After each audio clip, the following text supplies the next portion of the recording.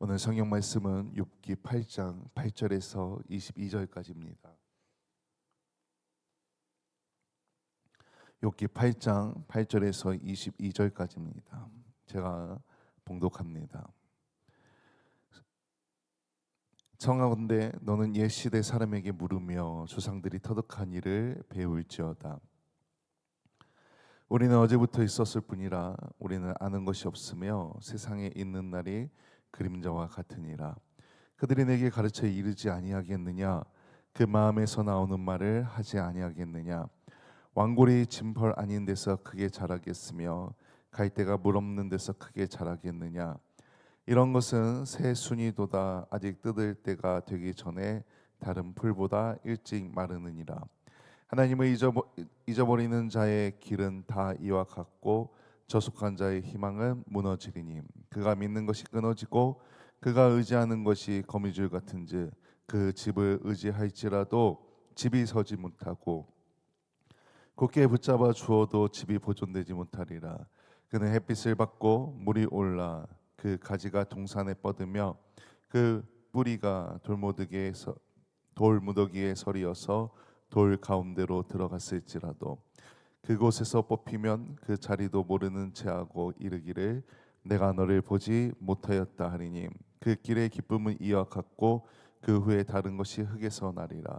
하나님은 순전한 사람을 버리지 아니하시고 악한 자를 붙들어 주지 아니하심으로 웃음을 내 입에 즐거운 소리를 내 입술에 채우시리니 너를 미워하는 자는 부끄러움을 당할 것이라. 악인의 장막은 없어지리라. 아멘. 할렐루야. 아멘. 하나님께서 오늘도 우리와 함께 하시며 은혜를 부어주시고 축복해 주십니다. 앞서 엘리바스는 욥에게 자신이 개인적으로 체험한 그 환상의 근거에서 꼭 그것이 진리인 양 욥을 훈계하면서 또 책망하면서 얘기했습니다.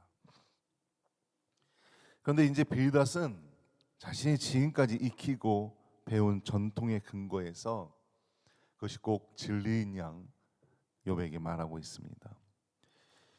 빌닷은 자기 나름대로 욥의 상황에 대해서 조상들로부터 이어진 전통을 기준으로 해석하고 결론짓고 마음대로 훈계하고 있는 겁니다.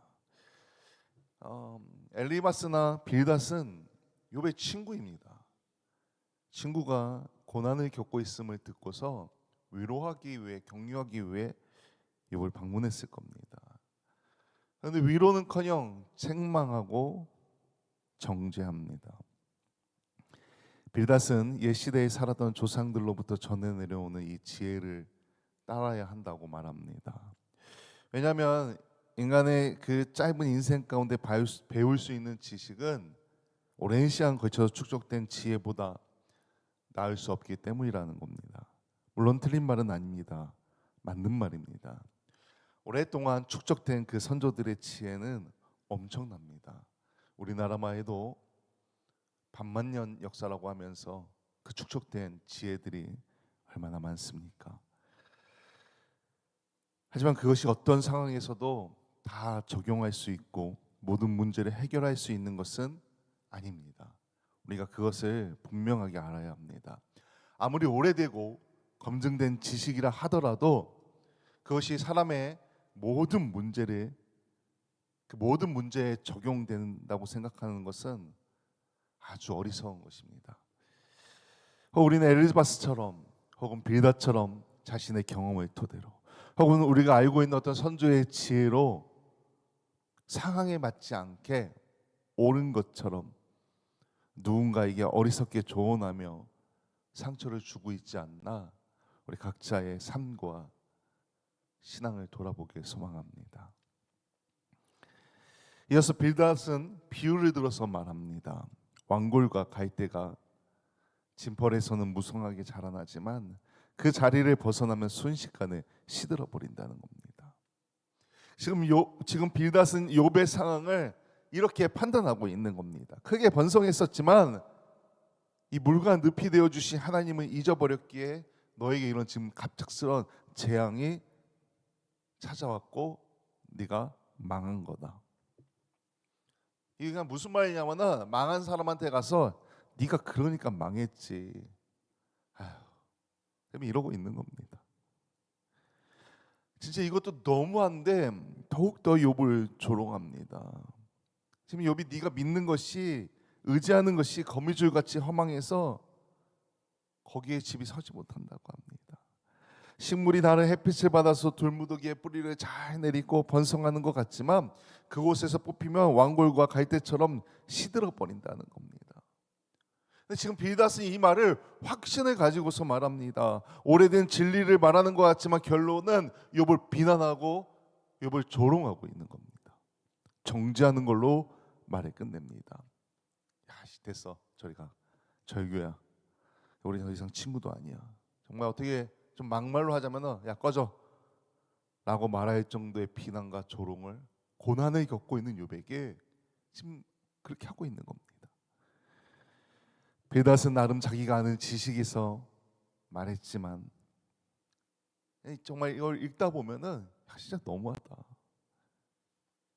그런데 자기 스스로도 너무했다고 생각했는지, 혹은 욥이 당대의 의인이라는 그 사실을 기억했는지 갑자기 뜬금없이 앞서와 말한 것과 다르게 하나님께서 웃음을, 즐거운 소리를 주시고 너를 미워하는 자를 부끄럽게 하시고 갑자기 악인의 장막은 없어질 것이라고 하며 자신의 말을 마무리합니다.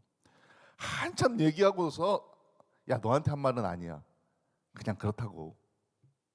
막상 얘기하고 났더니 야, 너무했다 싶은지 하나님께서는 너한테 복 주실 거야.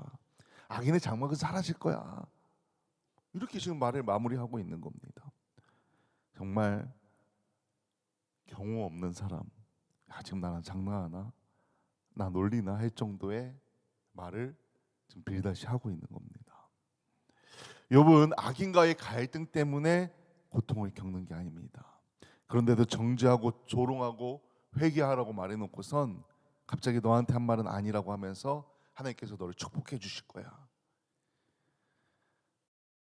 정말 친구로서 정말 욥을 진정으로 사랑하고 배려했다면은 이런 말을 할 수 없습니다.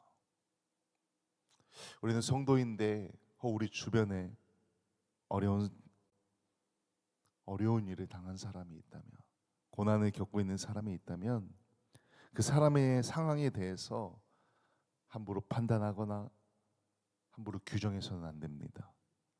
사랑하고 배려하는 마음으로 공감해 줘야 되고 진정으로 위로를 전해야 합니다. 물론 우리가 지식을 갖고 있다는 것은 좋은 일입니다. 전통을 따르는 것도 의미가 있습니다. 하지만 그것이 모든 것에 적용할 수 있다는 어떤 생각, 절대적인 진리라고 생각하는 것은 아주 어리석고 교만한 것입니다. 우리가 가진 지식으로는 세상의 모든 문제를 해결할 수 없습니다.